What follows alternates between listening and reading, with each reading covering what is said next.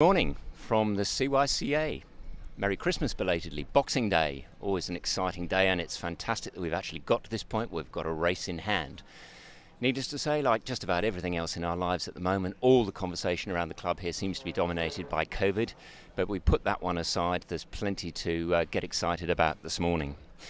So sadly, we've lost a few boats overnight. We're down to 89 in all, with 17 two-handers. Willow had to had to withdraw.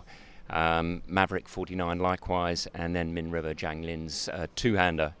That's the current version of things. Hopefully we don't get any lower before we go onto the course itself. So what about the weather forecast? Well, it's a really interesting one.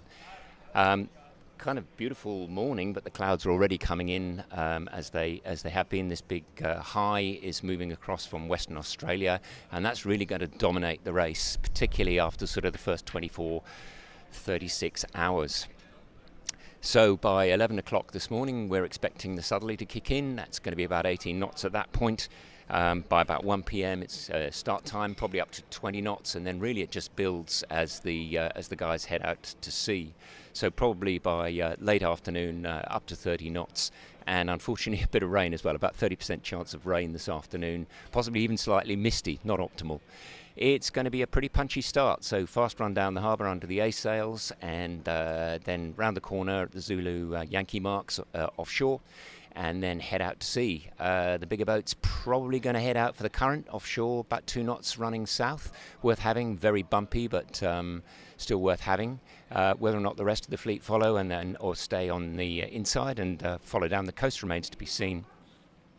And then after that scenario, things really kind of get tricky. So that breeze kind of dies away overnight within about less than 24 hours. And then the breezes start swinging very slowly around as that high starts influencing Bass Strait. So for the big guys, the big trick is to get to Flinders Island as quickly as they can, because behind that is going to be some very light and variable wind over Monday, late Monday through Tuesday into Wednesday, and all the way down the Tassie coast. Again, light and variables, probably even overnight sea breezes and things like that. So very, very tricky tactics for all ends of the fleet. Really hard to call how this thing's going to come out in terms of overall and even line honours. We have 3 100-footers all ready to go. So we've got SHK Scallywag 100, we've got Blackjack, and we've got Law Connect. And they've all got considerably different writing moments, so it's expected that Law Connect is going to go pretty well overnight. And the other two have really got to hang on to her coattails, and then really they'll come good when they get into the lighter airs. They'll be able to pull out probably a little bit quicker than Law Connect if it's pretty much anything under about 10 knots.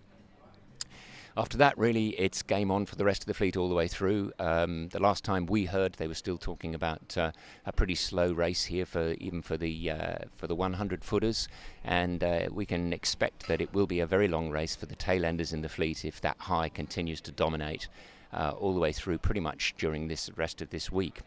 So much to look forward to. We'll be down on the dock very shortly and talking to a few of the crews before they head off. PCR tests and everything else is well done. One piece of news which is great for the crews that haven't received their PCR tests, they are given permission to start the race, and obviously they have to self-report, and then goodness knows how many protocols there are when they get down to Tassie. But I think for most people it's just a blessing that we're here with a very real race ready to start at 1 p.m. today.